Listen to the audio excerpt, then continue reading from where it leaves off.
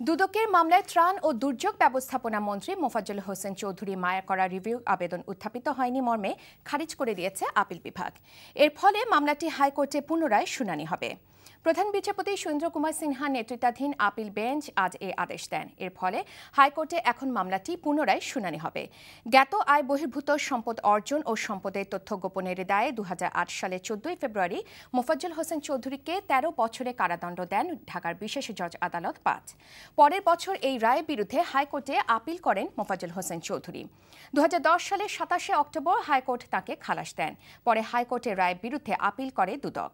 গত 14 June appeal বিভাগ মোফাজ্জল হোসেন চৌধুরীকে খালাস দিয়ে হাইকোর্টের রায় বাতিল করে নতুন করে শুনানির নির্দেশ দেন। এই রায় পুনর্বিবেচনা চেয়ে আবার আপিল বিভাগে আবেদন করেন মায়া। শুনানি শেষে আজ তা খারিজ করে দেয় আপিল বিভাগ। ওই রিভিউ পিটিশনটি উত্থাপিত হয়নি মর্মে খারিজ হয়ে গিয়েছে। তার মানে হলো মোফাজ্জল হোসেন চৌধুরীর মায়ার আপিলটি, ফৌজদারি আপিলটি হাইকোর্টে আগে পূর্ণ শুনানির যে আদেশ দিয়েছিল সেটা বহাল থাকবে। আপিলটি পূর্ণ শুনানি হবে। নিম্ন আদালতের সাজা তো এখন বহাল থাকার প্রশ্নই আসে না, কারণ নিম্ন আদালতের সাজার এগেনস্টে উনি আপিল করেছিলেন, যে আপিলে উনি বেকসুর খালাস পেয়েছিলেন। খালাসের এগেনস্টে দুর্নীতি দমন কমিশন আপিলের ডিভিশন গেল, আপিলের ডিভিশন আপিলটি পুনরায় শুনানির জন্য পাঠালেন। কাজেই এখন সাজা বহালের তো প্রশ্নই আসে না।